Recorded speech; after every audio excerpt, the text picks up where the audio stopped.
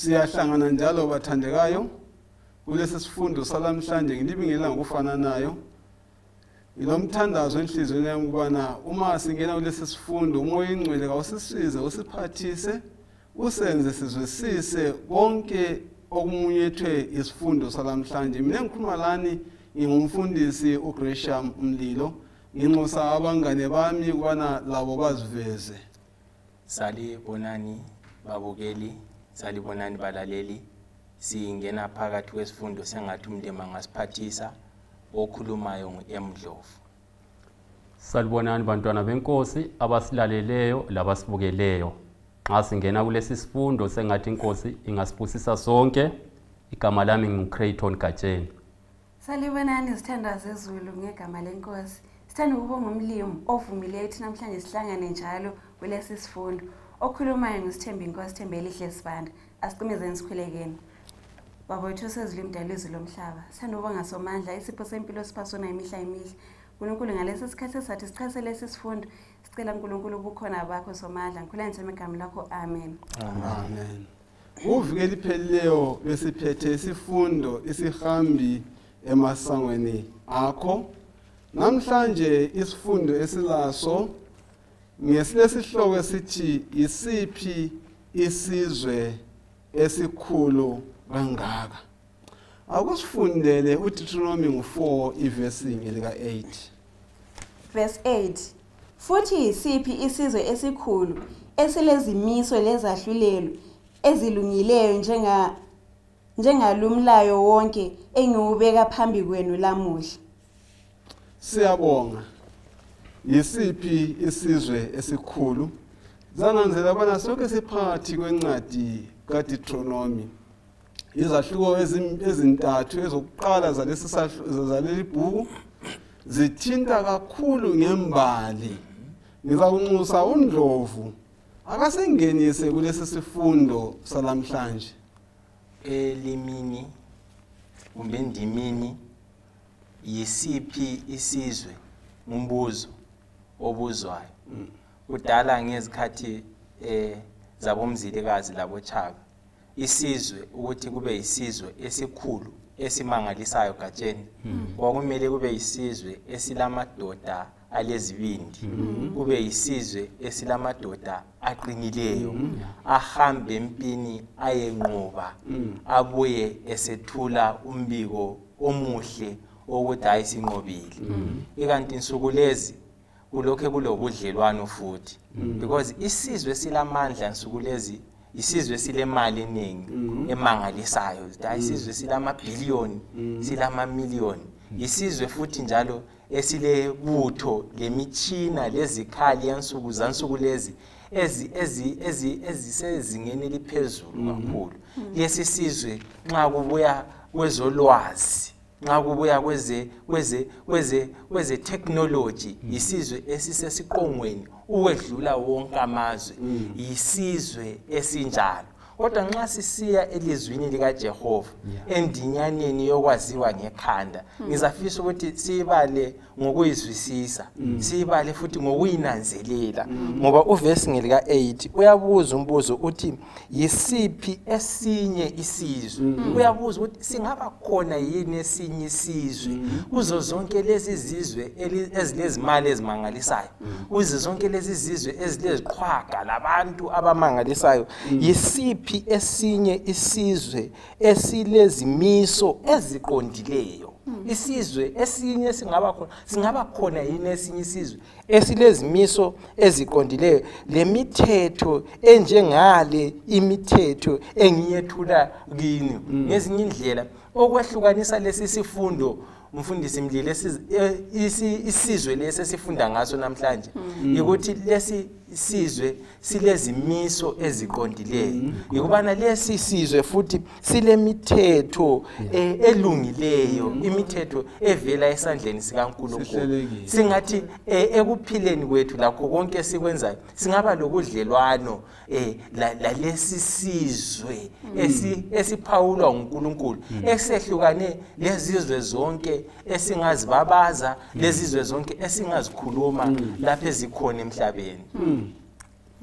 Siyabonga ukhona lokutsho kuyini usethi ukuthi yena kuyini okwenza isizwe sibe sikhulu sibe ngesesabekayo kuyini okwakudingeka uIsrayeli akwenze thina ukhangelwe ukuthi senzeni uma sesizwile ngamandla la ngokubekezela kaNkuluNkulu kuyini okudingakala anisananze ukuthi uIsrayeli nxa bexoxa imbali yakhe uNkulunkulu uyamvikeleza yonke into imbali le iyasikhombisa amandla kaNkulunkulu imbali iyasikhombisa bona uNkulunkulu ubenzeleni lanxa bona izikhathi bemhlamuka thina ke esiphela isikhathi esikuso uzibe yisizwe esikhulu kudingona senzeni ngalokho sikwamukelayo ngibona ngimphendula khona ukuze sibe isizwe esikhulu kufanele ukuthi sigcine imithetho kaNkuluNkulu okay silandele izimiso zakhe lemithetho yakhe lakho konke asilaye ngakho yikho kusenza ukuthi sibe isizwe esikhulu nxa kungekho ukwesaba uNkulunkulu ukugcinwa kwemithetho kaNkulunkulu nxa ingekho ipresence kaNkulunkulu phakathi kwethu siyabe singaso sizwe esikhulu ngezinye indlela uGatsheni ukhuluma ngempawu right ukhuluma ngeidentity lokho kuphawula isizwe uverse 8 imilayo kaNkuluNkulu iziqondiso ezivela kubani uNkulunkulu ibudlelwano obukhona phakathi kukaNkuluNkulu lalesi sizwe namhlanje singaba ngabantu abavela ezizweni ezitshiyeneyo endimini ezinjani ezijiyeneyo kodwa kuqhakathekile ukuthi sibalele esizweni sikaNkuluNkulu ngalezi zimiso ngalezi mpawu ezivele elizwini lakho uNkulunkulu uyangikhumbuza ukuthi indaba le isokho phana kweSodwa chapter 19 uIsrael sesuke eGibhite wafika wakhempa waqala ukuphiwa lezo zimiso waphiwa leyo mthetho waphiwa yonke into kulebala elisetshenziswayo Gatsheni Ndlovu Masibanda elisetshenziswayo lapho ukuthi kukhona sebalayile konke kulebala lisebenzisayo uShama kambe mbani ongangichasisela ngalo uShama now uShama ibala lithi Shama liveza umthandazo libala lomthandazo kulomthandazo okhona olokhu senziwa lamanye amaJuda namhlanje umthandazo lo ukuthiwa yishama umthandazo lo ucacile ukhona ebhukwini lika Deuteronomy anti namhla lapha sifunda ngabakwaIsrayeli balaywa ukubana bagcine imilayo kaNkuluNkulu ungajump uye ku chapter 5 jump uye ku chapter 6 uzawuthola umthandazo ubhalwe lo wacaca umthandazo lo weshama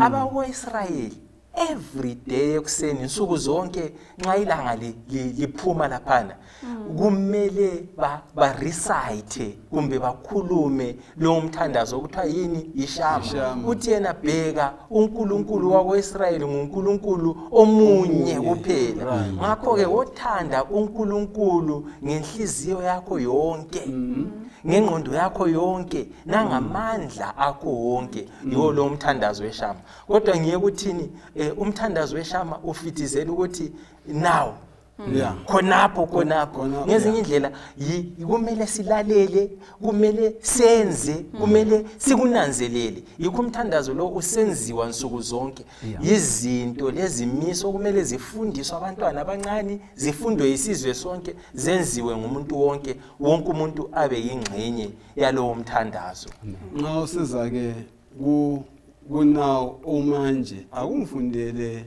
iverse ngelokuqala ukuthi Deuteronomy chapter 4 verse ka1 uhlufundele verse yesibili verse 1 Khathesi ke Israel zwana izimiso lezahlulelo engilifundisa zona ukuzenza ukuze liphile lingene lidle ilifa lelizwe inkosi uNkulunkulu wabo yihlo elinike lona kalikwengezelela elizwini engililaya lona lingaphunguli lutho kulo ukuze ligcine imilayo yenkosi uNkulunkulu wenu engililaya yona akasikhangeleni la iverse leli elokuqala kaDeuteronomy liqala ngebala elixhumanisayo umanje ke leli sindebela kulitheni khathesi ke leli liyaxhumanisa inkulumo inkulumo yama-chapters la amangaki amathathu esandukudlula kuwo njengalokhu umfundisi setshilo-ke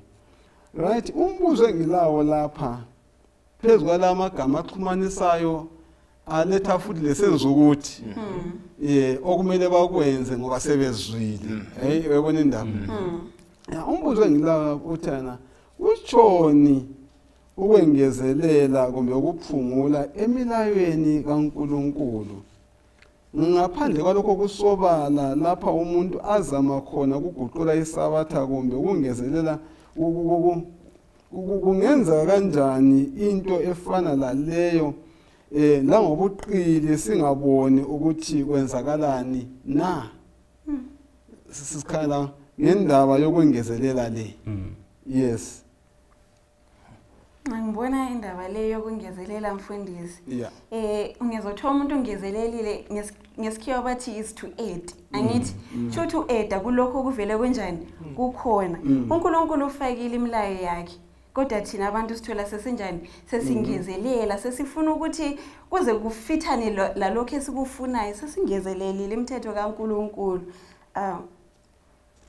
sesize sifaka futhi lemikhuba mfundisi alright sesifaka kanjani lemikhomo wena uNdlovu sefuna ukudobha lapha futhi uyakubona madawo umuntu nxa kuthiwa liyadla libaningi isidla isitshwala kulomuntu oyabukwazi ukuthi vele lanxa isawudo likhona yena uzahambe edinga isawudo afika yenze njani afake futhi nxa kuyidrink ngadala ukuthi ifakwe ebhakedeni icutshelwe wonke umuntu abanye banathe baze bakholise kodwa yena yabe ufuna ukuhamba ebhodleleni lelelane elemazowe angezelele now iBhayibheli lapha liyasikhuza kuvesi ngelika 1 lovesi ngelika 2 ukubana kasingangezeleli isiko lokungezelela lokho kumiswe nguNkulunkulu lisiko elavela kwenye indoda enguSathane isisusa sokungezelela kulokho kuvele kuNkulunkulu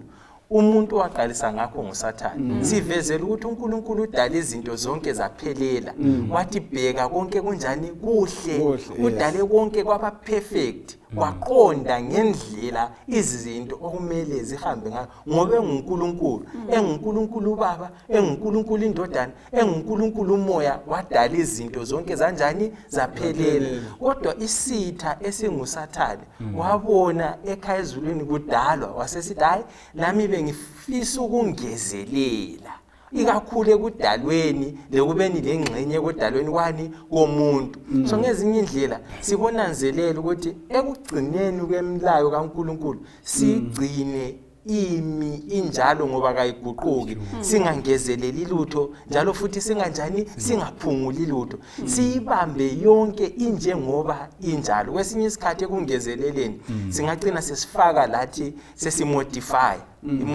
imota zenu mfundisi Mlilo uyakwanisa la ukumodify ukuthi lanxa iveni ugcine suyenze yangabi yiveni suyitshintsha isimo kasingantshintshini isimo kulokho esikuphiwe nguNkulunkulu siyabonga ongikhumbuza ke esikulotshelwe ngumlobi lapha ku Sacred Messages book 2 ku page 107 lapho ukuthi khona uSathane wahle wathi wakhohlisa izingilosi wathi umthatho umlilo kaNkulunkulu kanjani awuphelelanga weza lapha emhlabeni futhi wenza into njani efana nayo yes thina ke sinengozi bani ukungena entweni efana nayo naleyo ngatheni yokwengezela lokuphungula kule ngozi enkulu kakhulu mfundisi la balaleli abasilaleleyo ngoba umthetho kaNkulunkulu uveza isimilo sikaNkulunkulu so nxa sudlala ngomthetho kaNkulunkulu usithi uyangezelela ngamafitshane uyabusithi ukuthi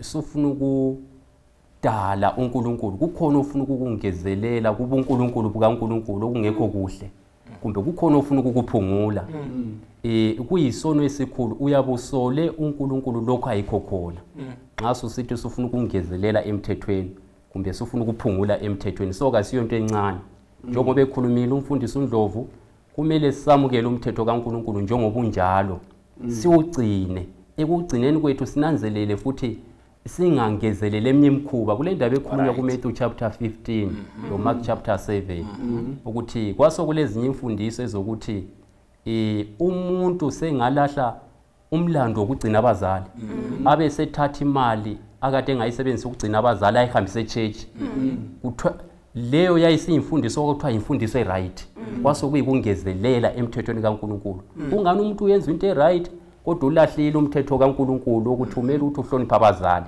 uhlonipha abazali ikubanakekela so ugcina omunye umlayo kodwa esephula omunye ungani uqhakathekisa omunye umlayo ohodwa kodwa weminye futhi enjani futhi esilele inkinga enkulu esihlangana la esizweni sakweIsrael sendulo esokubana ekuphileni kwabo begonjolezelwe ngezinye izizwe uNkulunkulu ufuna ukubayenza babe isizwe esikhulu kodwa bona basuka bafunda imfundiso ezingaqondanga lamanye amasiko lokwenza okungayisikho okufiswa ngubani uNkulunkulu bese silahleka lathi bese kusiyakithi thina abantu esiphila namhlanje uNkulunkulu sibizele ekukhanyeni uNkulunkulu sibizele ekulungeni kuqhakathekile ukuthi singafundi imfundiso lemikhuba eminye engasiphambula emlayweni kabani kaNkulunkulu kasimene emlayweni kaNkulunkulu singabi ngabantu abahlala bentshintsha singabi labantu abamukela ezinye izinto lezinye imfundiso ezingayamanga elizwini likaNkulunkulu iphenye imkhuba bathandekayo esingayenza thina kade sengaba ingozi ngithi engasenza sibe njengala khumbulani ukuthi ivesi lelithana manje ngeIsrael yizwa izimiso nezahlulelo engikufundisa zona ukuba nizenze mesenzeni izimiso zikaNkuluNkulu nize niphile uIsrael izolo kakwenzanga konke lokho bonke baphela enhlane from 7,000 abesuka eGibhite kwangena 2 kuphela so yiziphi lathi imikhuba esingayijwayela engasenza nathi siphelele enhlane singayingena eKenani ngibone kuphamisa isandla lapha hayi lapha namfundisi bengithathekiswa yilokade ukukhona abafowethu ukuthi ezethu ingqondo vele mfundisi zivele zona zilesono kakhulu ngakho futhi ngathi ngisendlini mina ubaba uSifande besefaka imithetho mina bese ngifika ngithi but imithetho le ayifakileyo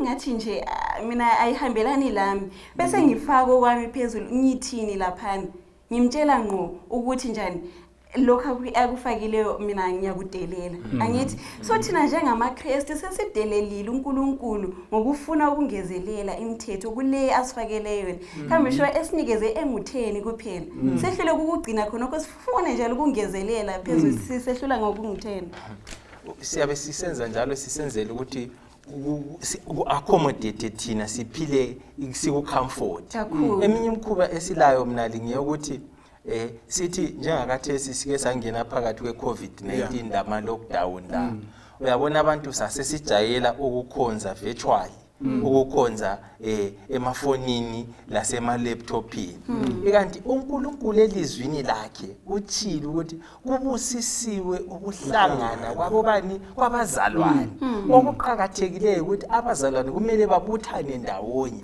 bakhonze ndawonye bakhuleke futhi njani ndawonye kwesinye isikhathi kungenzakala ukuthi lapha esikhonza khona endaweni ezijiyeneyo amabandla avuliwe kodwa uthola umuntu eselokho esegqile emkhubeni we-lockdown esekhonza esendlini hayi mzalwane ichurch ivuliwe asambe sihlanganela ngapi enkonzweni kumbe ngemva kwemini siyakhuleka kozibani umuntu ugxilile esifundweni seWhatsApp ugxilile la ku virtual sengathi singayenza lokho okulotshiweyo elizwini likaNkulunkulu bese samukela lezi ezinye indlela zisiphathise ngezikhathi lasemumweni lapho kungavumi khona ukuthi sihlangane sikhonze ndawonye enye indaba emkhubeni mfundisi ukuthi ibonakala kakhulu ezimfeni nxa umuntu sefile esikhathini esiningi nxa umuntu egula abantu kabasondele eduze for usizo ukuthi bancedise kodwa nxa sokufiwe sefuna ukubonakala ementhe ngikhofini elihle sokumiswa lwemncwabo kumelelwe yena kayenzanga iduty yakhe eyokuthanda umfowabo esaphila kumbe umzali esaphila sefuna ukubonakalisa uthando emncwabeni kumbe emfeni ngeminye emkhube khona iphikisana lentando kaMlimi wathini siyephambili ngesifundo uDeuteronomy ngo4 ivesi ka3 isiya evesini ka4 asike sikhangele first ivesi yesithathu ithini amehlo enu abonile inkosi eyakwenzayo ngenxa kaBhali Pheyori ngoba wonke umuntu owalandela uBhali Pheyori inkosi uNkulunkulu wenu yambhubhisa phakathi kwenu akusitshele gatheni kwenzakalani eBhali Pheyori eBhali Pheyori into eyaba khona ukuthi sithola uIsrayeli esesiyafika eKenani right base behlukaniswe nje ukuthi bachaphe uJordan ukuthi bayifike eKenani uSathane waseletha omnye undoda okuthiwa khona nguBalamu Balamu nxa sifunda ngaye wayeke waba ngumprofeti kaNkuluNkulu kodwa ngokuthanda imali kakhulu ukudlula ukuthanda uNkulunkulu isipho sokuprofeta sasuswa kodwa sesisusiwe uIsrayeli kazange abe kwazi ukuthi uBalamu kasenguye umprofeti kaNkulunkulu wase influencer wa organizer i-meeting yokuthi kuye khonzwa izithixo uIsrayeli wahamba ngokumhlonipha ukuthi lana inceke kaNkulunkulu bahamba bayekhothamela izithombe khona ngale kwagidwa kwayenziwani kwadliwa lakwezizweni kwasokusiza futhi le ndaba yabomama bamabomowabi base behawukela omama labana baphinga labomama labana ngamafitshane ngathi yikho kwayenzakalayo khona phana in fact ungayibala kuhle indaba ithi uBalamu wenza icampaign wayenza ieffort ieffort yabomama ukuze bazuza amandla ukuhamba enkambeni yakoIsrayeli ukuyawisa amadoda labo baba khona ngale besemngceleni weKenani sifuna ukuya eSouth Africa mfundisi Mlilo sesifike eLimpopo eBaitbridge kumele sichaphe siye ngale kwakhona ufuna asikwazi kumbe ubusuku bethu bokugcina nantu uhlupho lukhulu oluvela encekweni ebingeka uNkulunkulu ithi hayi nxa kulakho konke okungenziwa okungawisa abantu labana yikuthi kuhambe laba abantu baye bawisa khona ngayo siyananzelela yini ukuthi asikhuluma ngezimiso lemithetho kaNkulunkulu uNkulunkulu ayithethe sonke isikhathi ubana abafundise ukuthi njalo lisengena eKenani ngifuna liphile kanje nansi imithetho nansi into kanti sibasemingceleni yokungena ezweni lesithembiso sifundani kunesingokuqinisa abazalwane ngoba mina ngileqiniso ukuthi impilo esiphila kathesi lathi semngceleni weKenani lasezulwini mina ngizela lapho ukuthi uSathane nxa sebona ukuthi semngceleni ngikhona sengeza ngamandla izindlela zokwenza abantu abakaNkulunkulu bayefela ngaphandle ukune singabaqinisa ngakho bathandekayo yebo ngithi mina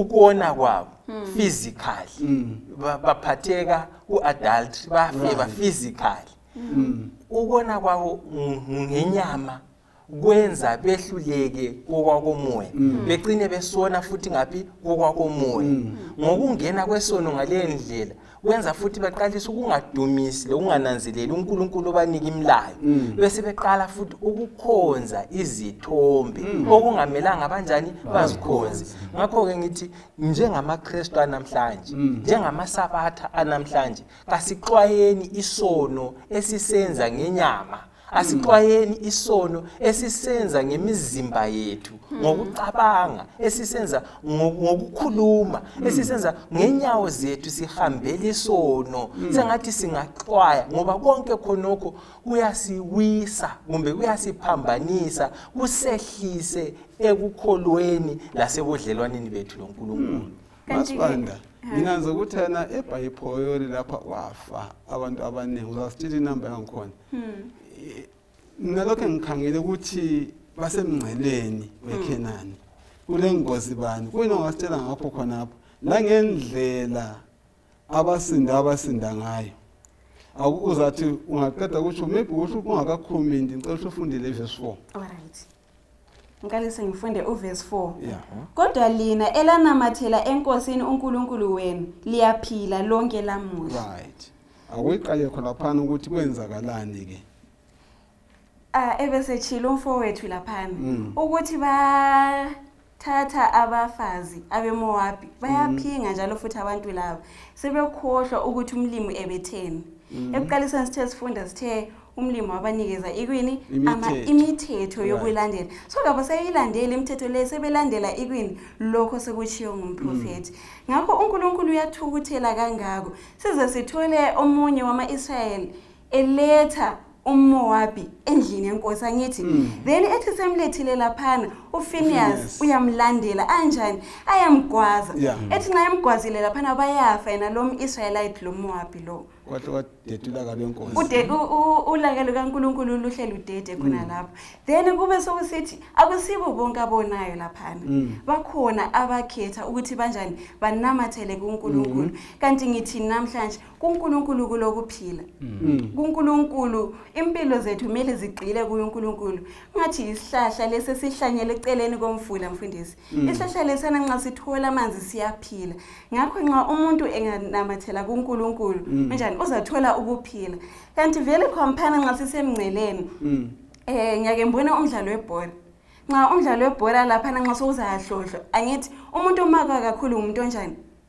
ngulo lebhora angithi meaning ukuthi thina khathesi isikhatsini sokucina thina silala ibhora elilivangeli likaNkulunkulu so usathane lamadimoni akhe kuzazama ukuthi kusimake ngoba vele sesiya score sokusele kancane ukuthi it's a score kuphela siyezulwini ngakho thina usathane singamiyekela asiye kanje asithathelele livangeli asisoke sichaphe njengalabo abangu 24,000 abanjani abaphelela ngapha bengaka cross hambe sho uthi usubona ukuthi nantiyani izulu ubusuyekela ukuyakhona right umbuzo oqhakathekile ngilawo lapha yilo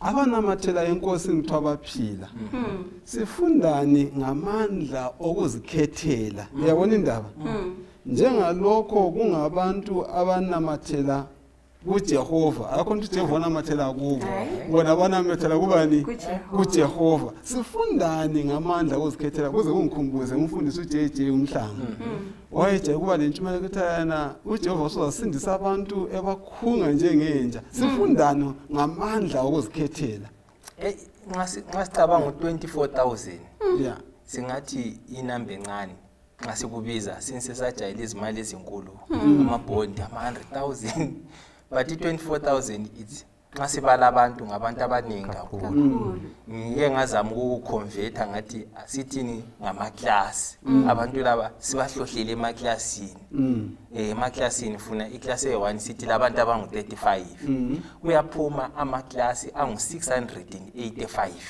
amaklasi agcwele abantu abangu 35 phakathi ukuthi abantu ababhubhayo lapha abanganamathelanga kuNkulunkulu babe baningi kakhulu kasilimuke nini uNkulunkulu ufuna sibe lobudlelwano laye sinamathele kuye angikwazi ukuthi liyayazi yini na balaleli iSuper Glue iSuper Glue ngeyinye glue enamathela izinto zibambane ngci uNkulunkulu ufisa phakathi kwethu laye kungabi lo lenye imfundiso kungabi leminye imikhuba kungabi lokunye ukucabanga kumbe okunye ukwenza okwehlukanisa abantu abakhe laye uNkulunkulu ufisa ukuthi sibe ngabantu abahlala emilayweni yakhe elizwini lakhe bese sisenzani bese sikhuleka izikhathi zonke bese senzani bese silifunda ilizwi likaNkulunkulu siliphile futhi njalo sinjani siligcine kungapheleli khonapho siphakame sithi ngiza kuhamba siyetshela abanye ngoJesu ozayo masinyane izilingo ziningi kakhulu ngesikhathi esiphila phakathi kwazo njengoba laba abantu balingwa besemngceleni lathi ngensuku zanamhlanje izilingo ziza inhlangothi zonke ngaphandle okunye uJesu etshela abafundi bakhe wathi ngaphandle kokuthi lizile ukudla likhuleke ezinye izilingo ngeke lizinqobe sesifikileke isikhathi esokubana akholwa kuNkulunkulu ngeqiniso la ngobuqotho bake bazinike insuku kumbe usuku lokuguqa lokuzidela babiza igama lika Jehova bese bethembile kakhulu ngizwa uNdlovu ngizwa uMasibanda lesithi yona ukuvikeleka lokuqina ekukholweni esikhathini sokugcina ukuthi umuntu kaNkulunkulu alidle iBhayibheli, alifunde iBhayibheli, ahlale ngaphi emthandazweni, futhi ahamba esebenza. Kulezi insuku silokho sagijima ngo I will go. Ungahlali phansi, phuma uhambe. Nxa usiyasiza omnye umuntu uyazisiza njani? Wena ngokwakho. Lokuqhathekile. Futhi siyakuzwisisa ukuthi ukukhetha uyazikhethela. Njalo kusikhangela ukuthi wakhetha baba ukulabambe ngamandla ukuthi umuntu alanda ufuna ukuthi akulandele. Uyafaka iqiniso lapha. Siyakubongela lokho. Ake ngibe usufundele ivesi nga5 le uzahamba uzefika kuvesi nga9. Sabona ukuthi singayiqa kanjani. Verse 5. Bonani ngilifundisile izimilo lezahlulelo njengokungilaya kwenkosi uNkulunkulu wami ukuthi lenze njalo phakathi kwelizwe eliyakulo ukudla ilifa lalo. Ngakho zigcineni lizenze ngoba lokhu kuyinhlakanipho yenu lokuqedisisa kwenu emehlweni ezizwe ezizakuzwa zonke lezi zimiso zithi isibili lesisizwe esikhulu singabantu abaphakamileyo labaqedisisayo. Ngoba isiphi isizwe esikhulu esilabo uNkulunkulu abaseduze laso njengenkosi uNkulunkulu ekumbizeni kwethu konke. Futhi isiphi isizwe esikhulu esilezimiso lezahlulelo ezilungileyo njengalumlayo wonke engiwubeka phambi kwenu lamuhla. Siyabonga, asike sime khona lapha. Ndlovu, ekuqaliseni okwayithinta le ndaba ephendula umbuzo othi isiphi isizwe esikhulu. Kungenxa yani inkosi yakhuluma lokhu kuMose? Kuyini inkosi eyayikufuna bakunanzelele kakhulu? Then uverse 7 lo verse 8 uthi ngakho ke isiphi isizwe esikhulu? Kutshoni ukuba isizwe esikhulu kumaJuda ngalesana sikhathi lakithi lamhlanje na ungaphinda okwakutsho uqaliseni wengeza usiyaphambili. Now ukuba isizwe esikhulu kakwamanga ezintweni zalapha emhlabeni. Ukuba isizwe esikhulu kweme emandleni kaNkulunkulu. Lekubeni lobudlelwano lobani loNkulunkulu. Singayiqaliseni kuGenesis chapter 12. uNkulunkulu ekhuluma lo-Abraham. Utshela lo-Abraham ukuthi ngifuna ukukwenza ube yisizwe esinjani esikhulu. Ngoba ngani Abraham ngifuna ukukubusisa ukuze abantu lezizwe zonke zifunde kulesi sizwe sakwa-Israyeli. Enye indoda igraduate sama student kwenye graduation yabakhuthaza ngamazwi athi wona go and practice it. Go and practice it. It's now time to practice lokho akade likufunda iminyaka yonke le.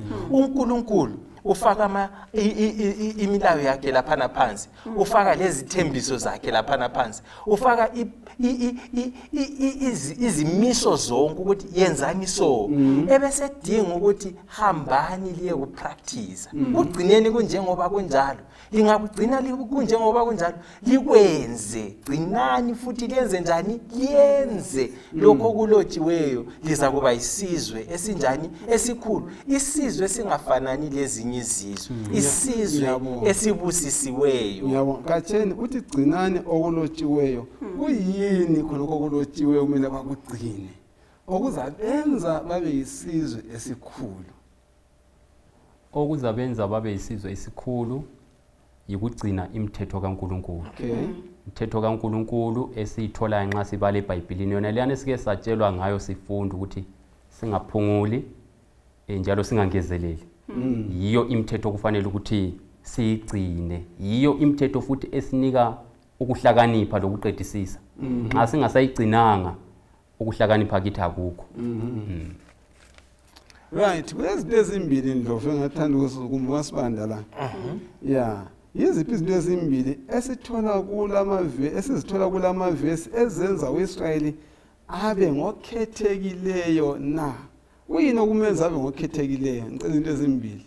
Okokuqala mina ngikutholileyo ukuthi babe lo nkulunkulu phakathi uNkulunkulu kwabo. wayephakathi kwabo, Umlimi yes. wayehlale lawo. Yes. Isikhathi zonke ikho kubenza bebe njani?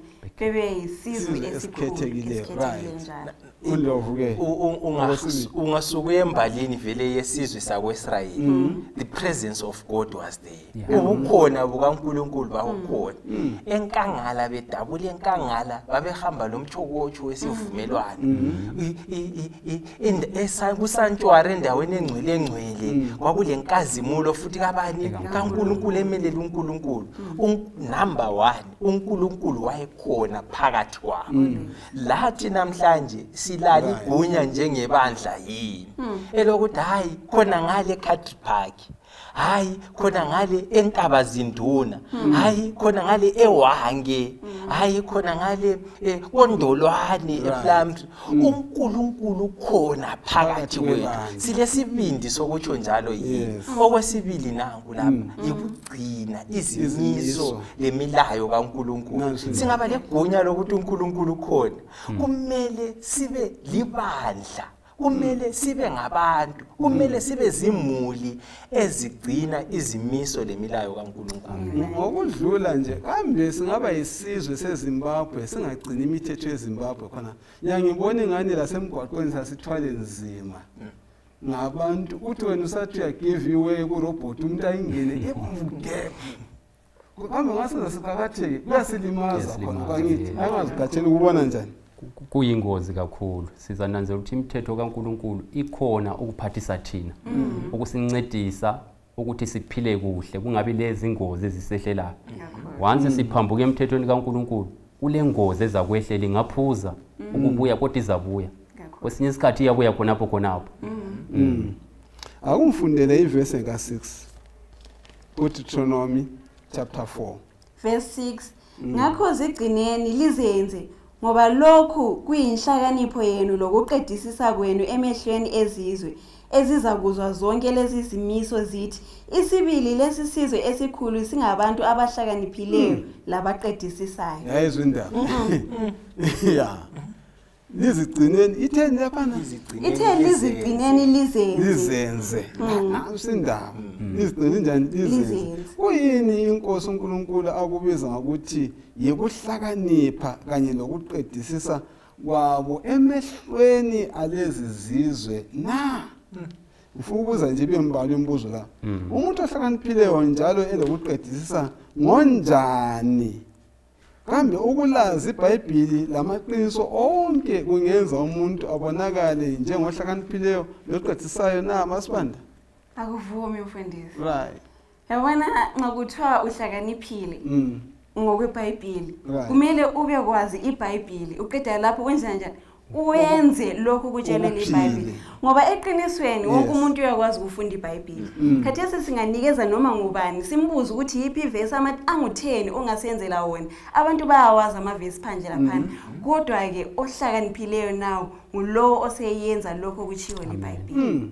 Siyabonga. So kuyini inkosi uNkulunkulu akubiza ngokuthi yikuhlakanipha. Ngiyazi uthinta ukuhlakanipha katheni.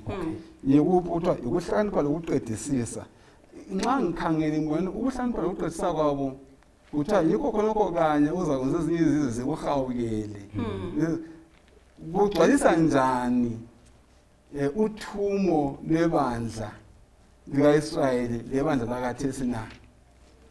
Nxa sesithe sahlakanipha njengebandla, nxa sesithe sahlakanipha abalaleli labasibukeleyo, siyabe sigcine imithetho kaNkulunkulu. Right. Nxa sigcine imithetho kaNkulunkulu, siyabe sisekukhanyeni. Abasebunyameni bazasibona ngoba thina singaphi sisekukhanyeni. Nxa sebesibonile sisekukhanyeni bazaloyisa labo ukubuya ekukhanyeni esikuwo. Kodwa indaba efitizelwa lapha kasolwazi ukuba kwazi ngoNkulunkulu, kodwa ungaphili lokhu okwaziyo ngoNkulunkulu. Indaba eqhakathekileyo efitizelwa la ngeyokuthi ukuhlakanipha yikuphila lokhu uNkulunkulu asivezele khona. Yes. Ngenye indlela akumelanga sibe ngabazenzisi. Esichumayela singanjani esingakuphiliyo. Kodwa singachumayela sinjani esokuphilayo. Kuyagcwaliseka okufuna uMahatma Gandhi. Ngizwathana wathi ntshengisa uKristu nyamaza unjenise umuntu umfuzileyo ufana naye. Yes, nami ngizaba umKristu. Uhlupho lwethu ukuthi siyamazi uKristu kodwa kasilayo uKristu angithi. Yes. Now umbuzo wami mdala Ndlovu. Njalo kosinanzela ukuthi ukuhamba lokugcina lokuphila kwesekufundayo kusenza sibe ngabantu abathinta imiphefumulo isondele kuKristu. Mana akasifundele uMateyu 5 verse ka 13 usiya 16 uthi usuphendula lo mbuzo ezawubuza emva kwale verse. 5 verse 18.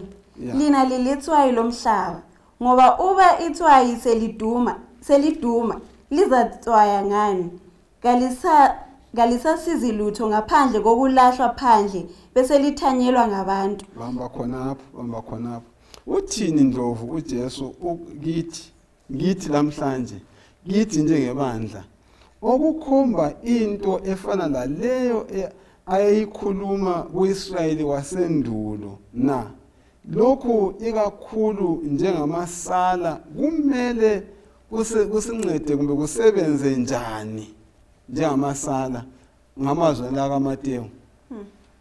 Keep them and do them. Izigcineni futhi lenze. Ikugcineni futhi likwenze.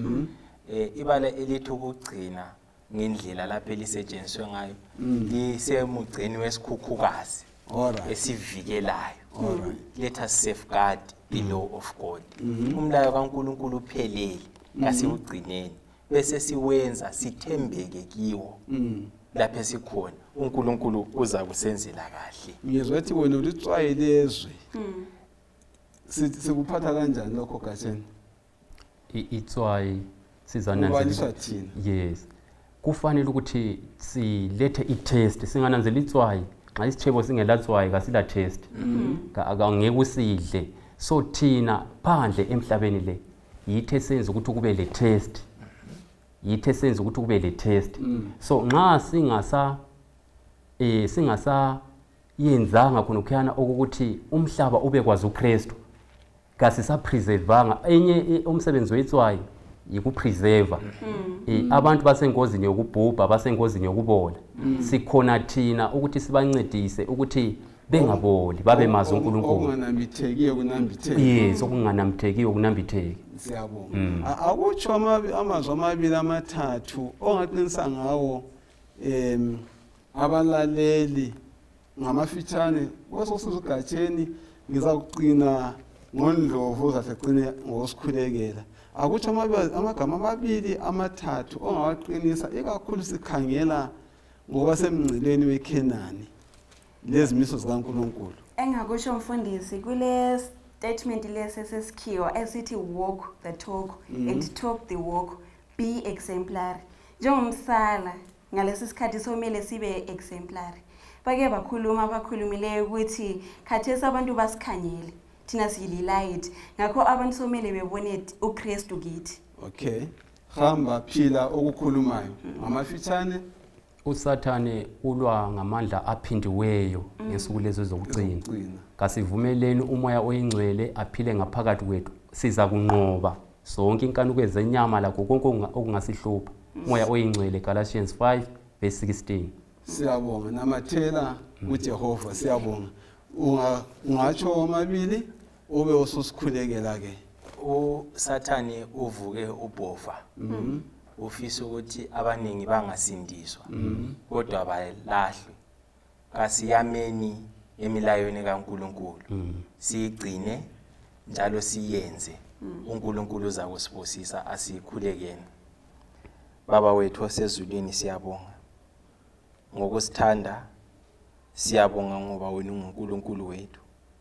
Sesizwile ilizwi lakho kulesi sifundo esikucelayo ngamandla ezulu amangalisayo ukubana yehlele ezimpilweni zethu. Sibe zinceku lencekukazi zakho ezizaphila ngokwentando yelizwi lakho. Sigcine imilayo yakho njalo siyenze ukuze sinqobe isitha esinguSathane lezilingo sibe khona embusweni wakho zayo masinyane. Siyakhuleka sithembele egameni likaJesu Kristu. Amen. Amen.